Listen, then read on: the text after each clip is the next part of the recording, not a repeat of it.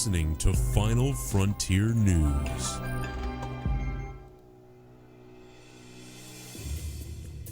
From the furthest reaches of the universe to the innermost depths of the mind, this is Final Frontier News.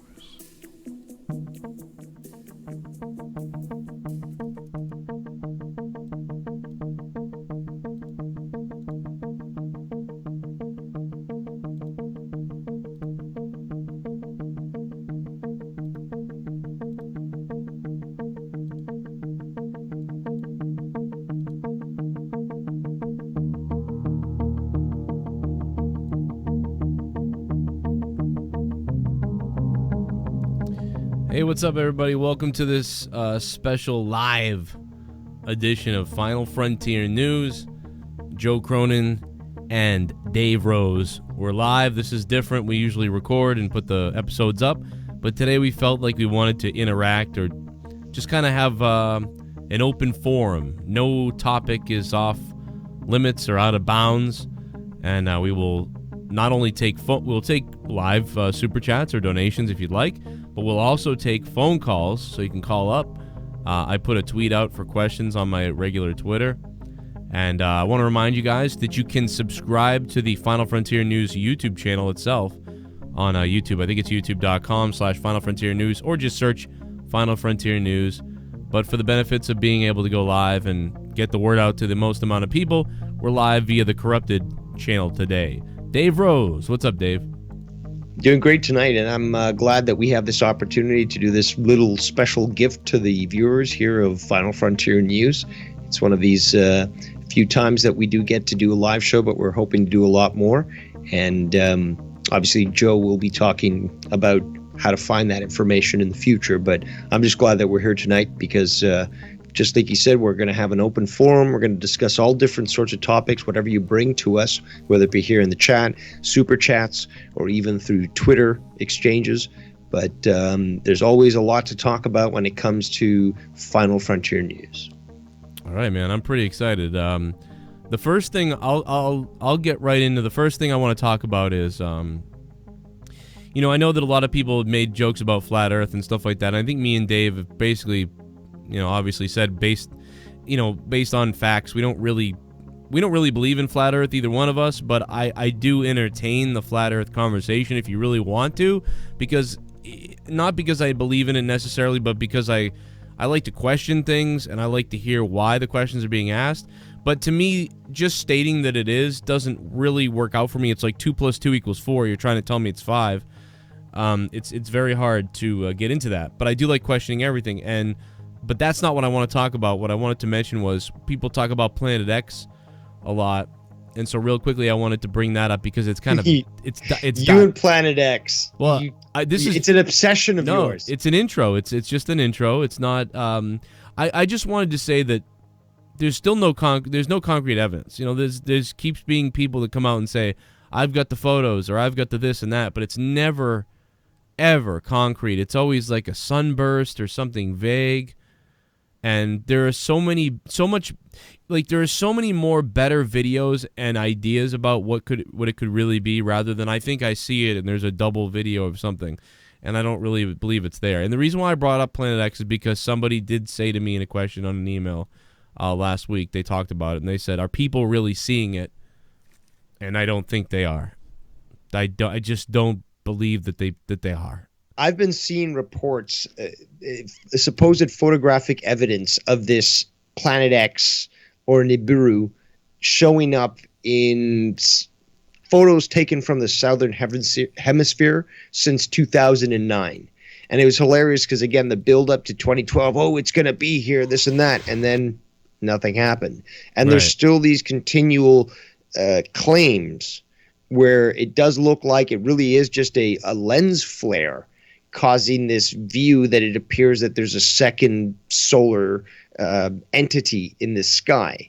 Now, we're not going to deny the fact that multiple times science from multiple different organizations has proven there are different there are different things in our solar system that are causing influences via gravity.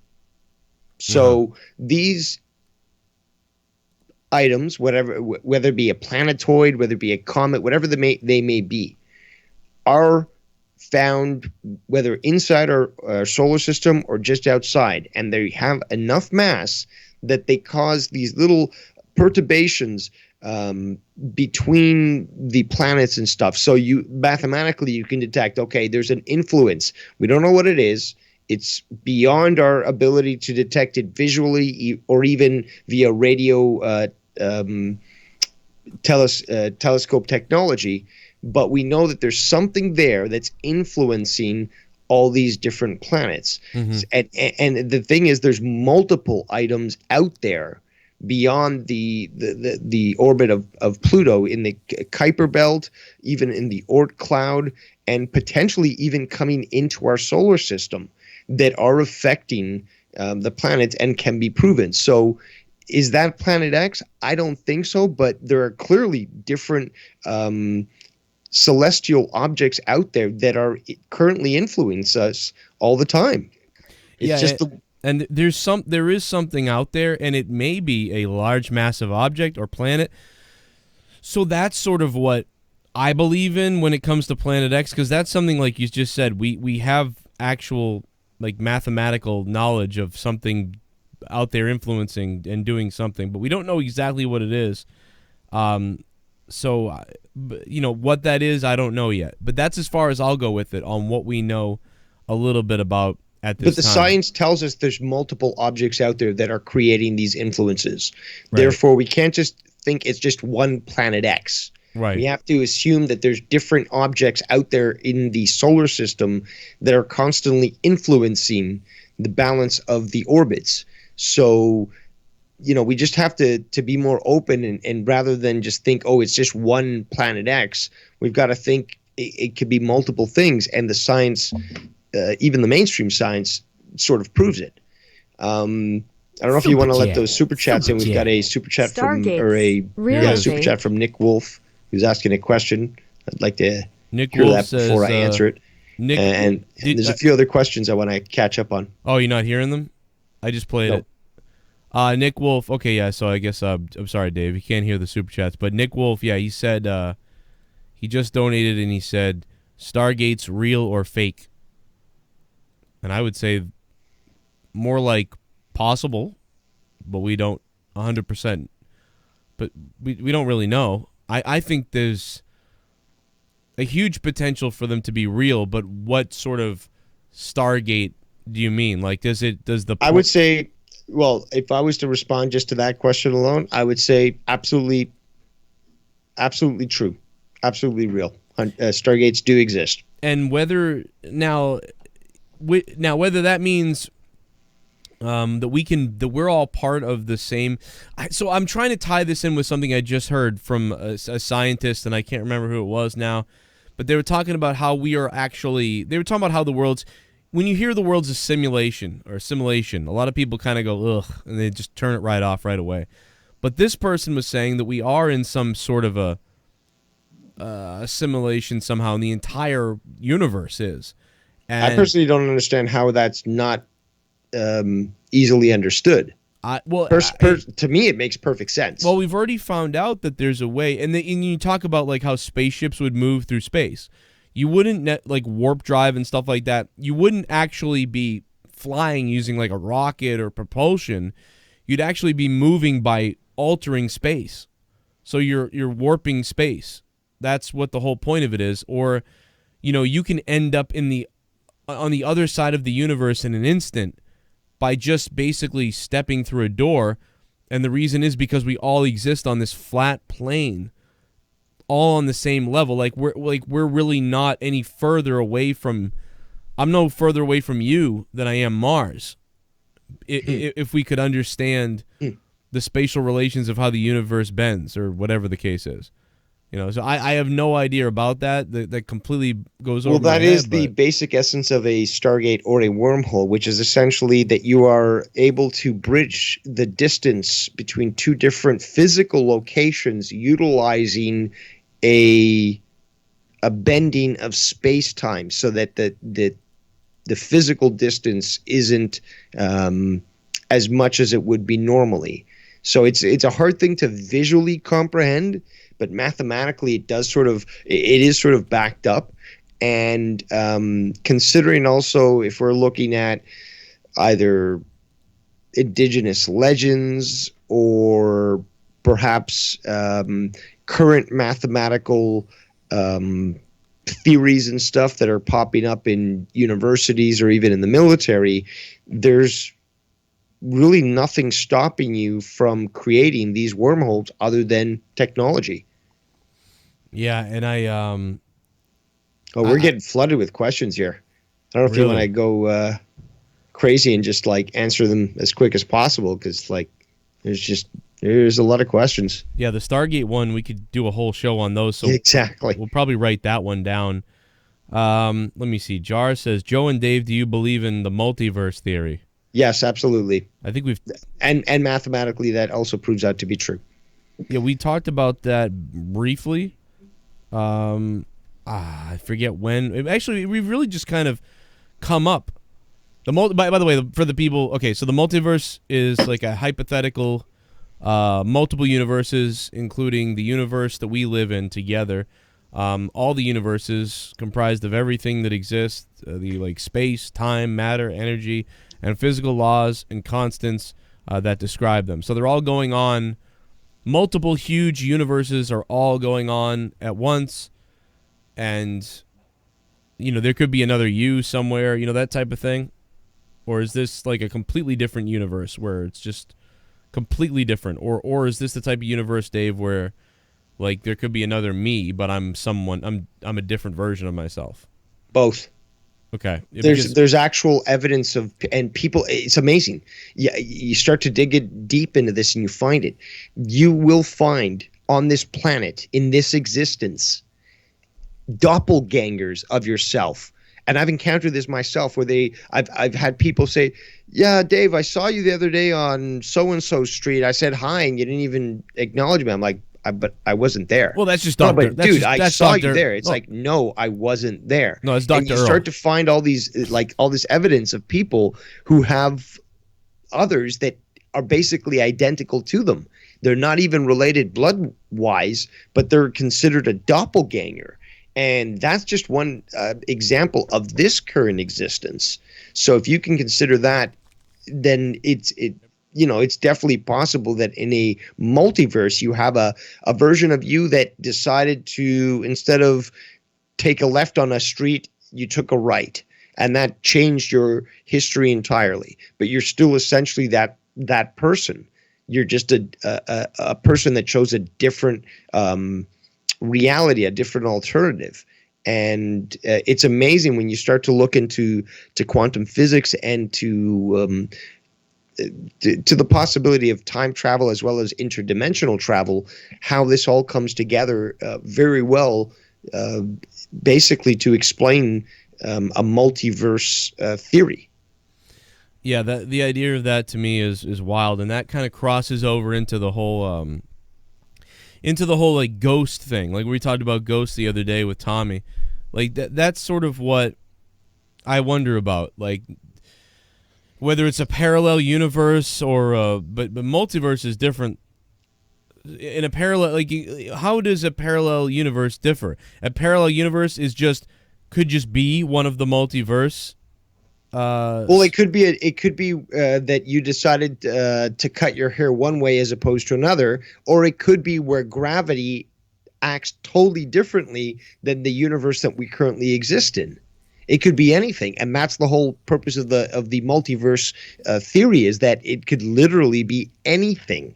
Right. Yeah. And that's why there's like infinite realities in this multiverse theory. That's cool. We got to get more into that in another episode too, because those are the most interesting stuff. Like, and I think that's what it is, man. I've always really believed like that's what you're seeing when we see these objects that are flying around, or when we see potentially ghosts or something we can't figure out, and it's unexplainable, and that's why there's no trace of it. Most of the time, sometimes there is based on some of the things we've seen, and I sort of start there because that makes sense to me, especially with the mathematics and the science. I can sort of get into that. The other things are a little bit more out there. People also arguing about whether the alien or whatever, the UFO ships that we see, like the Air Force released that video, the one that we always talk about, the infamous one they released 2 years ago.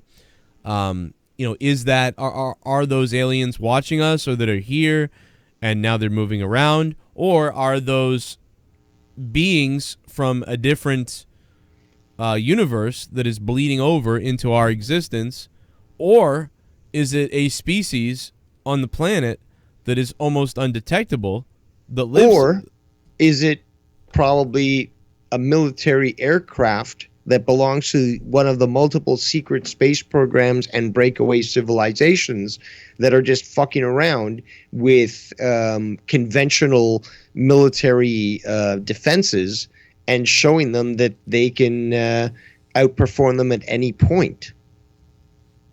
Well, that's when you think that the aircrafts that followed them and that we don't know about those, or that the person flying the aircraft that they got the video of those UFOs, you think that they are aware of what they really are? No, they're not aware of what they're chasing. Basically, this is the whole purpose of what's called compartmentalization. In the military, you have a guy that's building a landing gear. You have another guy that's building a nose cone. You have another guy that's building a chassis. They don't know what they're doing. Like, each of them are totally independent. There are only a few people that build that whole project together and make a craft out of it. So what I'm saying is that with the compartmentalization, right, you have the ability to keep people in the dark, not knowing that they're involved, just like the Manhattan Project that it basically employed 500,000 people. Nobody knew what they were fucking doing. Right. They were able to produce like a project under the most secretive terms. So when people say, oh, a conspiracy can't work, oh, you can't fake a moon landing with all the people that were involved, they're not understanding how a military-industrial complex works and how you have the ability, when you are in the ability to manufacture certain secret crafts under secret black projects, how you can keep this out of the public and no one will ever know, including the people working on it. Right. And so they've just run into each other, but one doesn't know what the other one is. Similar to like if the FBI showed up to a crime scene to relieve the police or something. Not really, that's not a good example, but I know what you mean. Different divisions, different people working on stuff. That's really interesting. And then also going into space. Are they going into space? Are we living in other places? Are we being transported So do you think that we're actually moving off the planet, or that there's a civilization somewhere with elites or people that are phasing themselves off of this planet if they get in the know about these things? Well, it's funny that you mentioned that, because there is a trope, a meme, something that came out basically in the late 70s. It was a show that only aired once on British television. It's called Alternative 3. Now, information actually came out prior to this, not necessarily directly connected to it, as well as after. The whole idea of Alternative 3, and it's probable a misinformation campaign, but always with misinformation, there's specks of truth. That due to the Earth being potentially attacked by aliens or by asteroids, there was 3 different alternatives to sort of save the planet. There was either blow out the atmosphere using nuclear weapons. There was essentially building bases underground. And then there was building bases on Mars and on the moon. And this whole pseudo-documentary misinformation campaign was stating the hundreds of thousands of people missing every year from the world. Like, they just would randomly disappear, especially certain scientists that they were citing in their video, and that's questionable. But again, misinformation is sort of giving you a crumb of truth. So all these hundreds of thousands of people that disappeared from the Earth were actually being sent to these off-world colonies, including Mars, where many of them would be utilized as slave labor. Now, yes, that sounds absolutely incredible, insane, and fantastic. But then you start to look at people within either the disclosure program which I have my reservations on, but there's a lot of truth there as well as a lot of independent people who wrote books back in the 90s who are either dead right now or were suicided. And they spoke again about this same sort of thing, where a lot of individuals that supposedly were missing were abducted and taken off-world to work as slave labor for what are referred to as breakaway civilizations, and essentially forced to work to create these colonies off the planet. And I know that we're going really deep here and it sounds very strange, but I'm just repeating really what many other people have said before me. Yeah, and you can really do your own research right now on that. And there's another thing we can get into, and I think this is more or so giving us ideas of things that we can do whole shows on coming up in the future. Real quick, I want to play this super chat here, and here it goes. Super Chat Party By Hermano Nero. How advanced will technology get? Is there a limit? How advanced will technology get? Is there a limit? And I mean, I'll give you the short answer. I don't think there's a limit, but but the limit could be if we cross a limit or cross a line, it could be probably be our own demise as we give birth to something more advanced than us. Actually, senor, his name is Hermano Nero. Thank you very much.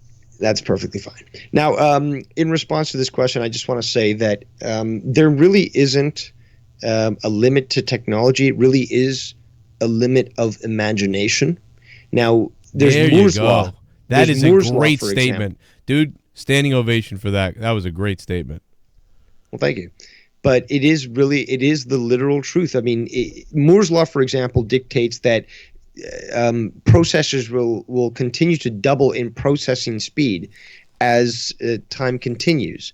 And even though at certain times people say, oh, we're getting to the physical limitations of the material that we're using, they magically are able to find another material that allows them to continue to adhere to Moore's law, where these processors get so powerful that right now, for example, you have science companies, universities, military that are actually utilizing computers that have video cards that are so advanced that they're using them as processors to calculate certain programs, like whether it be weather calculations or nuclear explosions and stuff.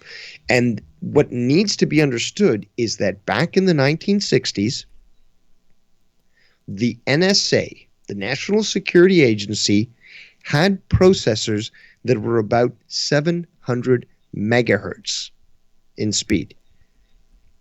Oh. That's in the private sector. That's those black projects. When did we, the public, get 700 megahertz? About 90, what was it, about 97?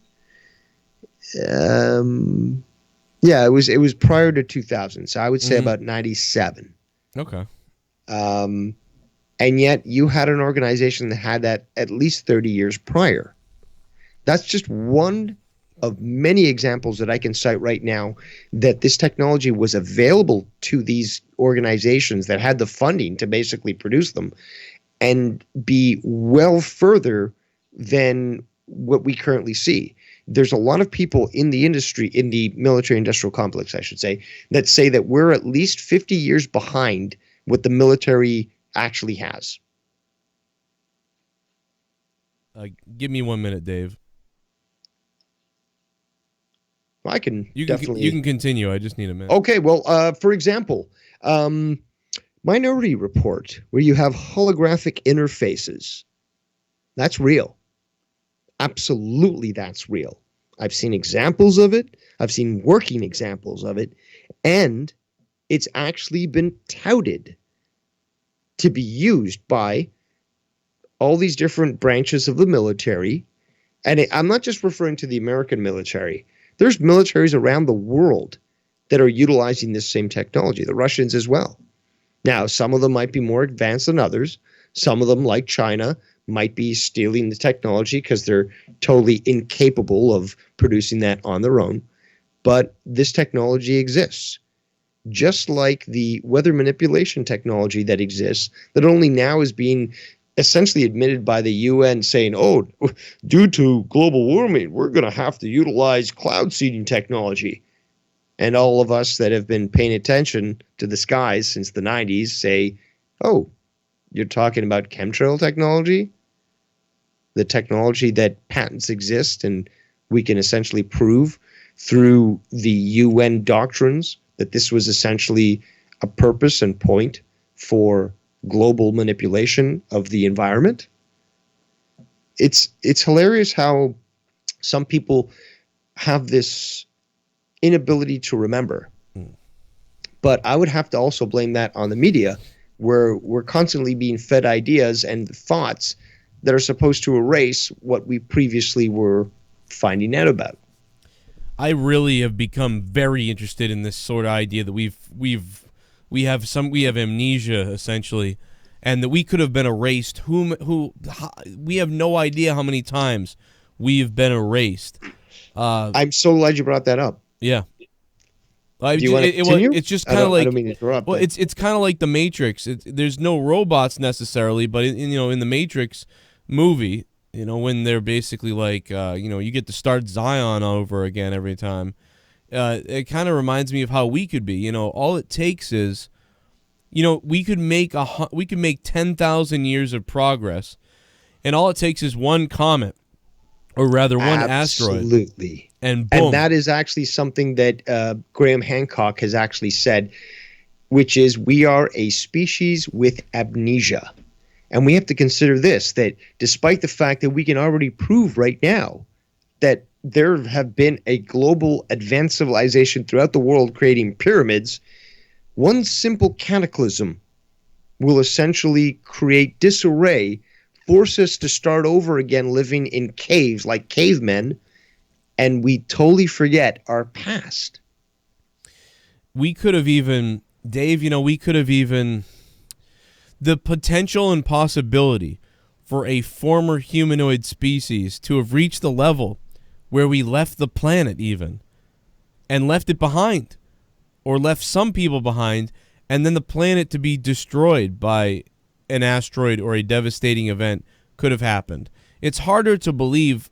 It is harder to believe that we've ever reached our level right now of, what's the word? Advancement? This advancement or this level of technology. It's hard for me to believe we've reached this level, but... How can you say that when you can easily take a look at all these ancient structures throughout the world where I'm not clearly finished. Technology that we don't even have right now produce that stuff, and we can't replicate it, nor can we move these stones that currently exist? Well, that's kind of what that's what I'm getting at, is I don't know if we've never reached this type of advancement to where we can really see that evidence of like the city buildings we have now. But what I'm saying is, I do believe that we have reached levels of higher advancement in other areas that we're unaware of.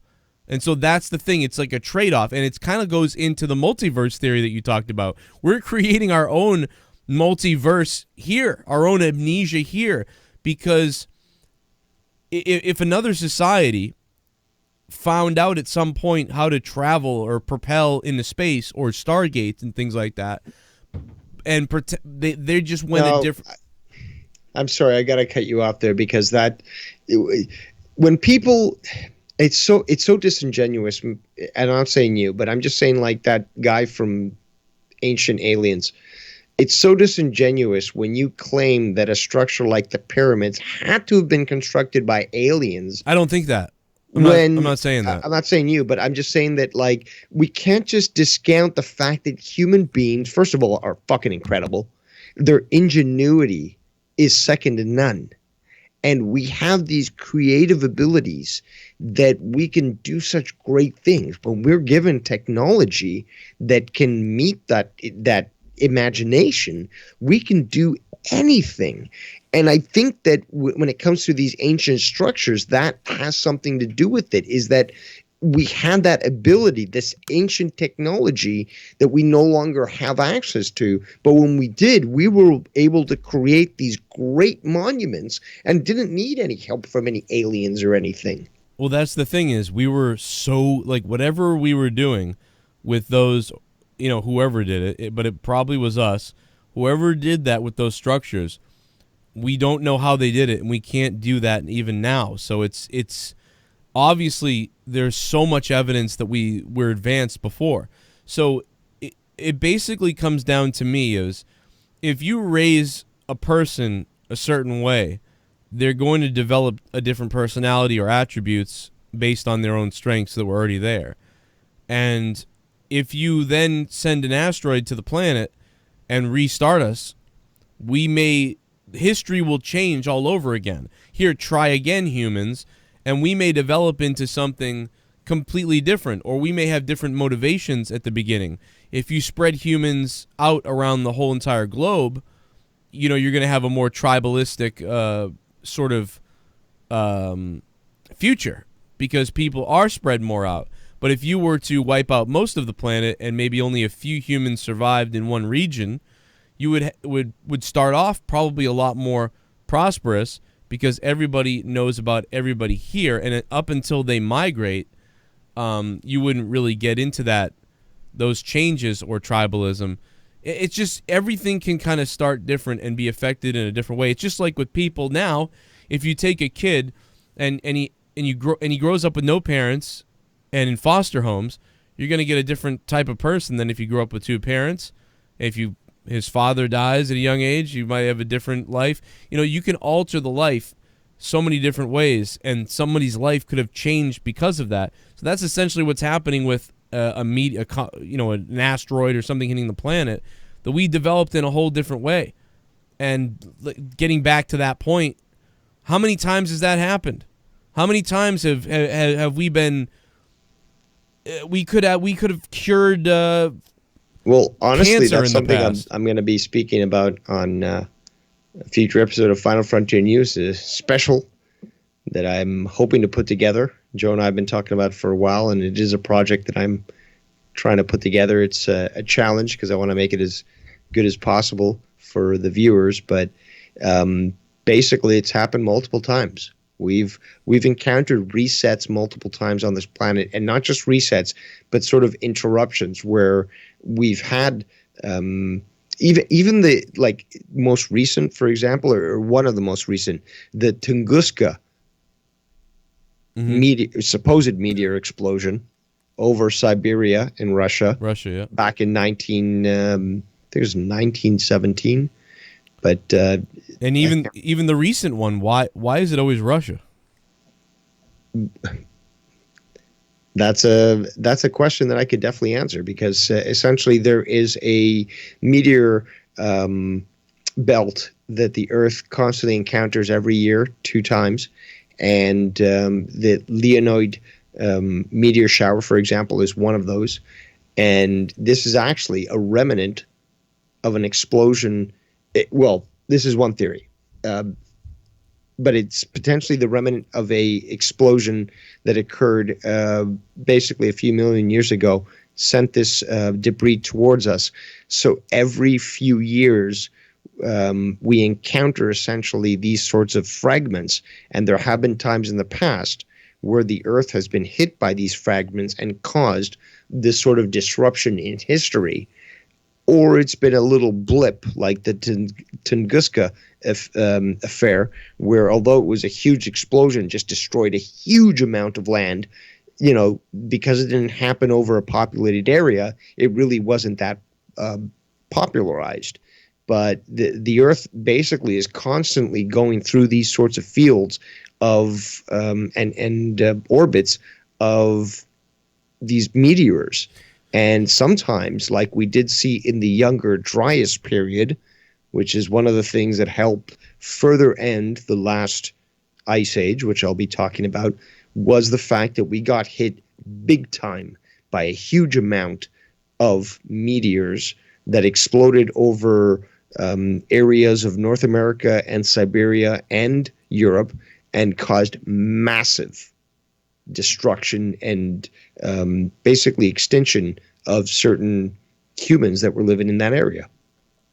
How do you think this affects our speculation about the moon being kind of possibly sort of too good to be true, almost placed there to protect us, and maybe this is the attempt finally that, you know, they're not going to be destroyed again. You know, this moon is going to be put there and it's artificial. How do you think that kind of... Well, mathematically, we should have already been hit by another asteroid, big enough asteroid to create an Earth extinction event. So since the moon has been around, and some people might debate it was millions of years, but I would have to say it might be a little newer than that. I feel like it's like 10,000 to 30,000 maybe. It's probably 40 to 60. That's something else I'll be discussing. But if you take a look at, for example, ancient cultures and their inscriptions on caves, you don't see the moon brought up until about 40,000 years ago, 40 to 60,000 years ago. It's still sort of like hard to determine, but it's close enough, especially geologically, to determine that the moon wasn't in orbit as long as mainstream scientists claim it to be. And it's clear that because we haven't been hit by these massive Earth extinction events via meteors that we're always facing, this is having a direct effect, just like Jupiter right now is actually allowing for, and if you listen to Graham Hancock and I can't remember his first name, but Carlton, you'll find out that essentially there are certain gravity wells throughout the solar system that if a meteor comes out from the Oort cloud, it'll be drawn into Jupiter and then thrown right back out of the solar system. It seems extremely questionable why we are currently in the orbit that we're in, as well as with the moon that we have, and how long we've gone without getting hit essentially by a meteor and getting essentially destroyed. Yeah, you would think that it's just such a weird situation with the placement of the moon, and we briefly talked about it last time. And this is another thing that we'll do a whole, probably a whole show on, and would explain why we haven't gone back to the moon. You know, a lot of us wondering why we don't go back to the moon. Very strange, very odd. It's almost like they figured something out and they didn't want to get into it, or, you know, we don't know. And well, what do you mean by going back to the moon? Because the bigger question is, are you talking about a public program via Apollo? Or are you talking about a black project using an electrogravitic drive that will allow you to travel to the moon in about 5-10 minutes and allow you to survive the radioactive environment? I mean, right. That's the problem with these generic comments, is like, oh, did we fake the moon landing? Well, what do you mean by we fake the moon landing? Do you mean like the probes that didn't have people on them didn't arrive there? Do you mean Apollo? Do you mean about a project that we never heard about because it was a military project and no one talked about it? Like, right. Why do we publicly not go back to the moon? Well, they say that we don't have the technology to do it, which I think is hilarious. They also say that we don't have any reason to go there, despite the fact that there's countless minerals and resources that we could utilize there. They say essentially there's no point in going there, despite the fact that it would be a lot easier to launch crafts to Mars and other places in the solar system from that orbit, because the delta V, and again, this is where the science counts, the delta V launching from the moon's surface is a lot lower than it would be from launching from Earth's surface or even from Earth orbit. What somebody in the chat, Vernon, and then we'll move on to the next thing real quick. Vernon says, what about the Van Allen radiation belt? You try to go through that thing without a properly shielded craft, and you will be fried, especially if you're utilizing aluminum craft, which might be essentially 2-3 centimeters thick, like the Apollo spacecraft was, which will cause essentially a fragmentization when exposed to erratic high electron particles.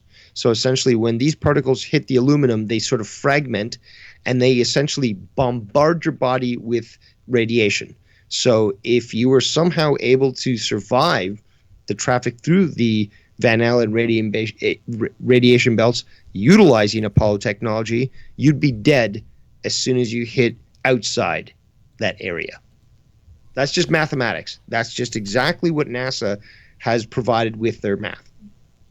Well, going with and yeah, people can look up about how NASA says we can't go back to the moon because we deleted the tapes or we don't have them, and it's pretty crazy. You guys can actually literally go. They even admit that they need better radiation technology to go through the Van Allen radiation belts. Now, why is that when we were easily able to do so back in the 1960s? And it's funny because one thing that people, the shills, try to say is, well, if you go out quick enough, then you won't get as much radiation. That's like saying if you walk through a rainstorm or you run through a rainstorm, you can get less wet if you run through it. You're still going to get just as wet. Right. You're going through that rainstorm, the rainstorm being the radiation belt. So it doesn't matter at what speed you go in, you're still going to get hit. And some people say, oh, if you go through the polar orbit of of Earth, you're going to avoid the radiation belt. Yes, but what people don't understand is there's multiple types of radiation. There's the type that's contained within the radiation belt, and then there's galactic radiation, which is what you get when you're basically traveling from the Earth to the moon. It's totally exposed to the radiation that black holes, that white dwarfs, all these different items in space that are basically emitting radiation. You're getting that radiation as you travel between planets. Going into the next thing, I think I'm up against the time here. We got time for a couple more things. And real quickly, I just saw somebody said, Jay Chordo, is it Jay Chordo? So can you blame this on the Mandela effect? And I don't think so. No. Yeah, and that's a Mandela whole. Mandela effect is a psyop, in my opinion. It could be, yeah. That's just my opinion. I know we could debate that because there are. I'm totally willing to admit there are some very interesting things about that, but let's talk about it on another show. Yeah, because that's an hour. That goes into a whole bunch of stuff from psyops control or coincidence, or there's even a whole thing about how your mind works like that. It's kind of like when you think you see something that's there and it's not there. I don't know. There's also other external influences that have caused a lot of people to think the Mandela effect exists. So that and you know what? I will speak on it for a second because now I have an interesting thought. But when you say psyop, you throw out psyop and whatever. But I'll give you an example. Potentially, we know that people are capable of controlling thoughts or minds, and things like that. And we've seen proof of it being weaponized. We've seen MK Ultra. So if you take MK Ultra down a notch and you say, well, forget the MK Ultra thing really, and just talk about, we're going to place these thoughts in people's minds to sort of forward it and see how many people we can get on the same level with this. And they've created the Mandela effect. Well, then that's a whole different thing. Now, when Dave says it's a psyop, that's more of a just basic misinformation being put out there. There's no actual factual mind control or things like that being done. It's just a psyop. I mean, but again, we're getting into layers that we could do an hour or half show on, whatever. If anybody wants to call, the phone lines are open. I'm up against it. It's quite the busy day for me. So 339-226-6610. The phone number's on the screen. What do you want to talk about? 1 or 2 calls right now. The lines are open. And before we get those calls, if we do, Dave, is there anything that you wanted to throw out there real quick or plug or mention?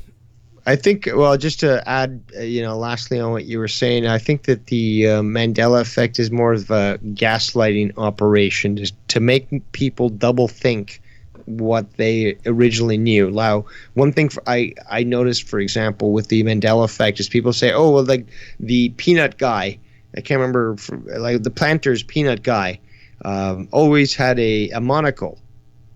All right. And that wasn't like, I mean, it never was that he had a monocle. Like they try to claim that was, you know, what happened, but it never was. And I know that for a fact. There's influences, for example, from social, like, for example, shows. Like the whole thing, for example, with Luke, I am your father. No, but he said, no, I am your father. Why is it that people remember it, Luke, I am your father? Because TV shows, because magazines, because all these different sorts of media sort of took it and made it their own, and they just said, Luke, I am your father. So that's how it became embedded in social memory as to that way. And when confronted with that it was never that way, they think that there's some sort of weird effect going on with this, you know, Mandela effect, which again, I don't believe is true. And when it's endorsed and sort of encouraged, that's where I believe this this operation, this psyop is essentially coming from. It's like beam me up, Scotty. You know, he never really said that, but Yep, we always exactly. use that. Minnesota Vikings. But when you said, okay, beam me up, Scotty. Perfect example. Right. When you've got Saturday Night Live doing skits, they don't care about the accuracy of the wording. They're just going to use the words, you know, oh, beam me up, Scotty. And then that becomes what's embedded in the social memory of people. Right. So when confronted with with the show never said that, they're like, no, that's not possible, because I just remember it being said. But it was an influence from outside that. Now, sorry, go on. You were saying? No, you're right. No, I was just gonna say it was funny. Minnesota in the chat said it's the Buzz Show because you were buzzing again. So I do want to let everybody know we are aware of the Dave buzz. Oh, I'm sorry, guys. It actually went away for a minute. It went away for a second right there, and now it's back. Now it's gone. Now it's back. Now it's gone. That's weird. We'll get you set up, man. We got to get Dave Rose set up. Someone sent us $1 million. But no, I'm just kidding. But I had a great time. Final Frontier News live open forum. This was great. We could do 1 million of these. We could do 3 hours of these. I was live earlier on my other channel with my other show, and I'll be live tonight at 10 p.m. for Throwdown. And, you know, I'm going to go make some food and have a good time. And maybe another episode, what we'll do, Dave, is I have so many ideas now. One of the next things to talk about would be is if the poles shift when we have a flood event or a change in the ocean, you know, where are the best places to be living on the planet? What do you think about that? No, I'm definitely, I'm already well aware of that, and I've been looking into that information for quite some time, so I'm definitely able to answer that. I also want to advise the chat that and the viewers that we've also been thinking about doing a nice video on the moon landings, and it's always good to know what you guys would prefer to hear about, but the moon landings is something that I can definitely speak about and provide the facts necessary to back up what I'm saying. But there's a lot to talk about in regards to that.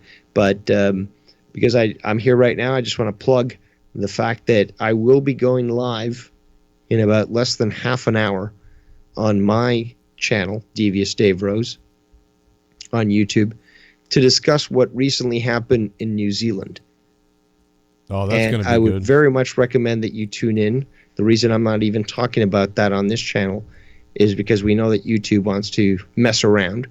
And if anything, at least, you know, I'm willing to deal with my channel being deleted, but not Joe's. So join me there in a few minutes, because there's going to be a lot of information that you need to know in regards to what recently happened.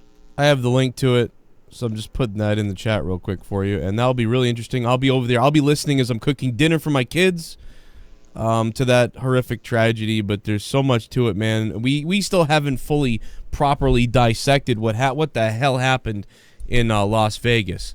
So that's a whole nother thing, too. and we will probably get back to talking about that stuff separately to Final Frontier News, but I do want to talk about it.